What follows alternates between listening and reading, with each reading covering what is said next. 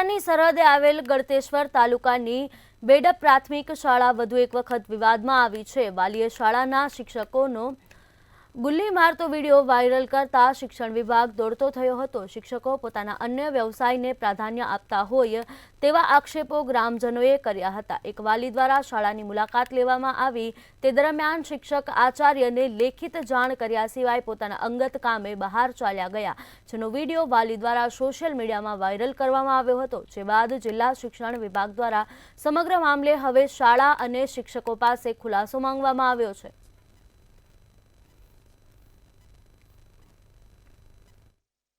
મીડિયાના માધ્યમ દ્વારા જાણકારી મળેલ છે।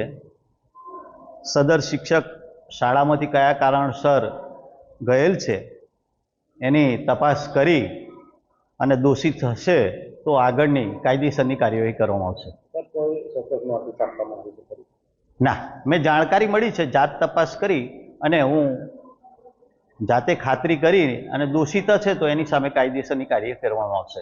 હું જાતે સ્કૂલમાં ગયેલો સાહેબ, એને સ્કૂલે ચેકિંગ કર્યું, બરાબર છે। તો એક શિક્ષક સ્કૂલમાં હાજર નહોતા, બરાબર છે। તો મેં છોકરાઓને પૂછ્યું કે તમારા સાહેબ ક્યાં છે ભાઈ? તો એવું કીધું કે મારા સાહેબ બહાર ગયા છે, એવો જવાબ આપ્યો। પછી મેં મુખ્ય શિક્ષકની ઓફિસમાં ગયો, ઓફિસમાં ગયા પછી કહ્યું ભાઈ તમારો સ્ટાફના એક માણસ નથી સ્કૂલમાં, તો ક્યાં ગયા છે એમ, તમે કશું જાણો છો? તો કે હા મને કહીને ગયા છે, હું સ્કૂટર મારું બદલવા જાઉં છું અને સ્કૂટી લેવા માટે જાઉં છું, તો તમને કોઈ લેખિતમાં જાણ કરી ખરી? તો કે ના, મૌખિક જણાવેલ છે। લગભગ 3:35 છે।